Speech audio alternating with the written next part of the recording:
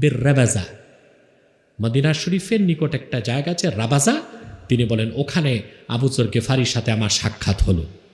তা আমি দেখলাম যে ফালাইহে হুল্লাতুন ওয়া আলা গোলামিহে হুল্লা, ওনার শরীরে যে লম্বা পোশাক, ওনার গোলামের শরীরও একই রকম পোশাক। তা আমি জিজ্ঞেস করলাম যে কি ভাই আবু যর, আপনি মালিক মুনিব আর সে আপনার গোলাম, তা আপনার শরীরে যেই পোশাক ওর শরীরে তো ওই পোশাক, এইটা কি? তা আবু যর গিফারি জবাব দিচ্ছেন যে দেখো একটা কারণ আছে। ইন্নী সাবাবতু রাজুলান ফাআইয়ারতুহু বিউম্মিহি, একদিন আমি এক গোলামকে, দাসকে গালি দিছি, আমি তার মাকে নিয়ে তারে খোটা দিছি। লোকটা ছিল হযরত বেলাল। হযরত বেলালকে উনি একদিন বলছে ওই কালো মহিলার ছেলে। কি বলছে? ইয়া ইবনা সাউদা।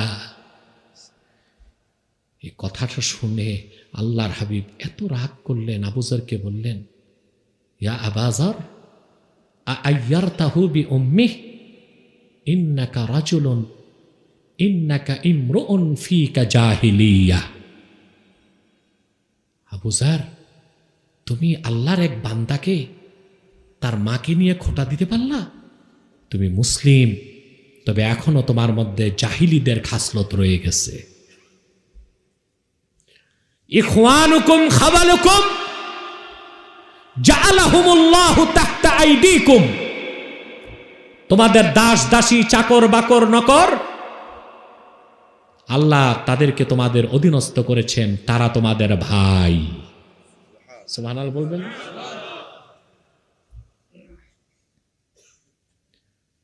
তোমাদের উপর আবশ্যক হচ্ছে তোমাদের কারো যদি দাস দাসী থাকে, সে যা খাবে তাই তাকে খাওয়াবে, সে যা পড়বে তাই তাকে পড়তে দিবে, আর তাদেরকে অতিরিক্ত কাজ দিবা না।